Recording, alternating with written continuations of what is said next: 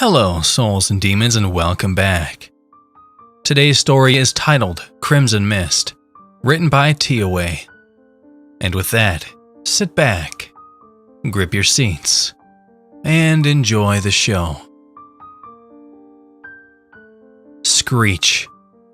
I frantically leap out of bed to the startling sound of metal scraping together. What the hell was that? I mumble as I wipe the sleep from my eyes. I glance over at my alarm clock. 7 a.m. I still would have had half an hour of sleep. What a great way to start my one day off. As I resign myself to my woken state, pulling thick socks over my feet to preserve what heat they'd garnered during the night, I hear a shriek. A young girl by the sounds of it. It's too damn early for kids to even be out of bed on a Saturday. I meander into the bathroom of my small duplex apartment, staring myself in the face. I can't help but notice something about it just doesn't look quite right. My thoughts are once again interrupted by a scream, this time louder and bone-chilling. Definitely that of a full-grown woman. Chills run down my spine. Heading over to my window, I can barely make out a strange red hue to the light outside, piercing the narrow slit between my curtains. It looks like it's going to be a sunny day, for November, but the light seems diffused. I thrust the curtains open to see a thick blanket of red. A crimson mist shrouds my neighborhood. Something about it disturbs me profoundly. My stomach turns as nausea sets in. A little voice in the back of my head is saying, "Don't go outside." I pull my desk further from the window cautiously, so as to not knock my laptop off. I should check the local news or the weather network. Maybe there's something about this unnerving fog. To my great frustration, my laptop is especially uncooperative. The keyboard lights up, but the screen won't turn on. Just another thing I'll have to blow a whole paycheck on. Screech. Again with that infernal howl of metal. Where the hell is it coming from? I nearly jump out of my skin to a thump at the door. Who the hell is pounding at my door at this hour? My stomach knots up. The same tightening feeling as when I saw the red mist outside my window. Don't open the door. Fighting against that inner voice of irrational fear, I grasp the door handle.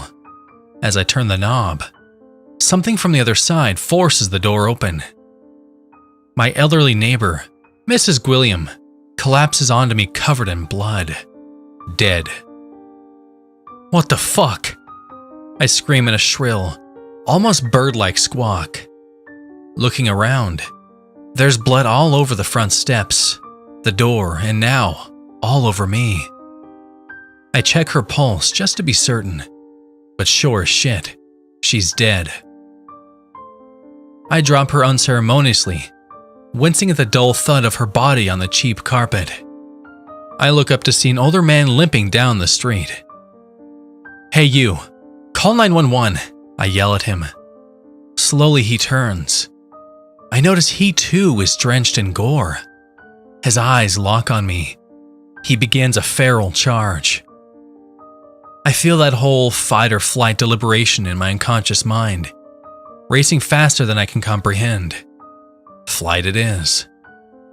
I run back inside and slam the door. Or at least I try to. Poor Mrs. Gwilliam's corpse provided a squishy buffer between the door and its frame. I hastily try to push her back through the other way, kicking with my right foot, but it's too late. The limping madman leaps at me, bare hands flexed into menacing claws. I pull open the door all the way and slam it as soon as he enters the threshold. He recoils, and I run back into my house. A weapon. I need a weapon. I panic to myself. He's back up now, no worse for the wear, and lunges once more, like a wolf to a deer.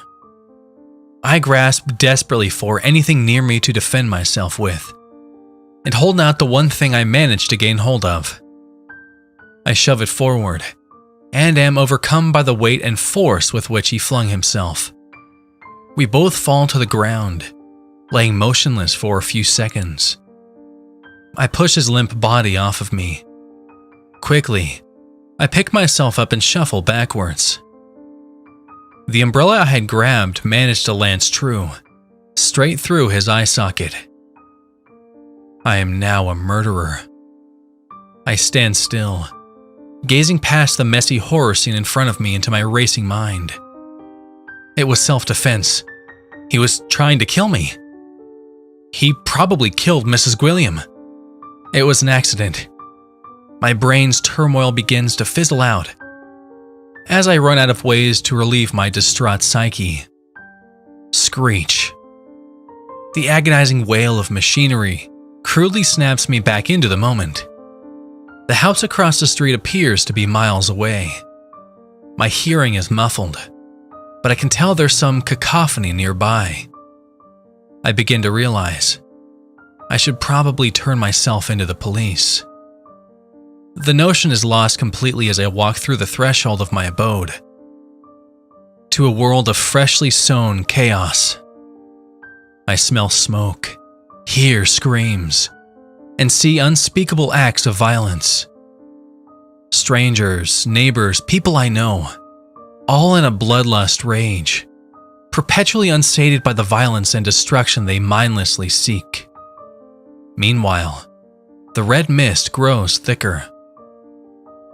There's a strange taste to the air.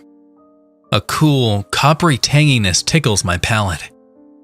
A dark red tinge stains the few remaining leaves clinging desperately to the barren branches of a tree next to me. A mockery of the beautiful turning colors of autumn. I can't tell if it's from the mist or from the spatter of blood.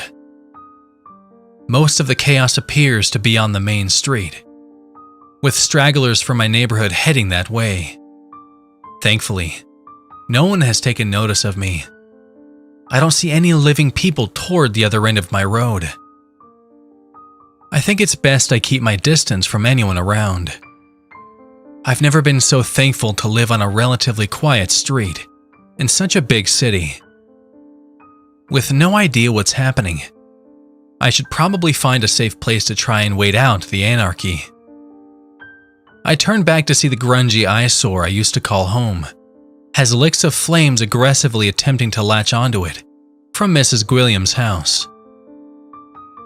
I set off in the opposite direction of the pandemonium. I know at the very end of my street, there's Parkland. I doubt anyone who's so ravenously seeking others, intending to do harm, would be drawn there. Unfortunately for me, once I reach the first intersection, I spot a lone man, built like an ox, wielding a tire iron. Even more unfortunate, he spots me too. He begins to rush towards me, with such speed and determination, it puts all memory of the limping man's veracity to shame. I run. What other choice do I have? I sprint like never before, all thought of destination forgotten. Before I know it, I feel my right leg sweep from under me. I hit the ground hard.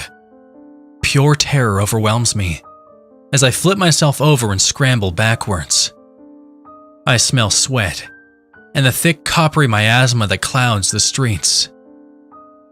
The mist begins to thicken in my throat, choking me. The last thing I see is the brutal form in front of me, bringing down the tire iron with all the force a man can muster. Screech. I am startled awake once more, eyes wide, heart pounding. This time I know it's real. I know what that sound is. I know where I am.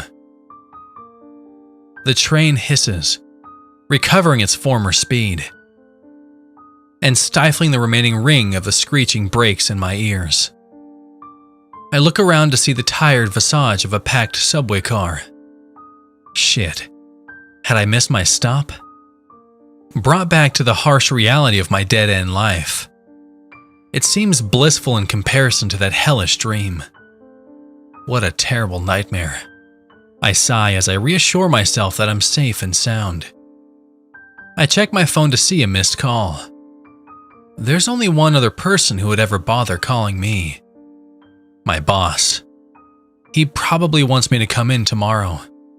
On my one day off. Slave-driving bastard.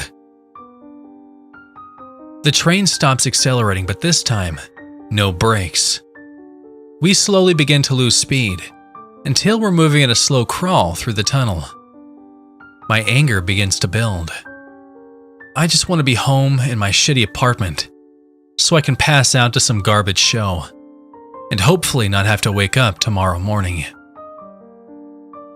I look around to see the frustrated expressions around me, turning more sour by the second. The sea of faces begin to twist with fury. I feel it too, completely welling with rage. More than the typical anguish of being trapped in a stifling sardine can of a subway car during rush hour. I want to smash something. People begin to mutter, making frustrated and rude comments at each other. The bitch standing in front of me turns to face the off-color remark of some dickhead beside her, hitting my head with her cheap purse. Blood boiling. I stand up forcefully, pushing a few people back with my body. I'm immediately thrown back into my seat by a harsh shove, as the guy sitting next to me gets a violent elbow in the face. I pause, as violence begins to slowly erupt around me. My anger is interrupted by something strange catching my eye. My stomach begins to tighten. Everything turns to slow motion. The commotion of yelling and anger suddenly muffled. Through the vents of the subway car, I see a curious red mist begin to pour gracefully in.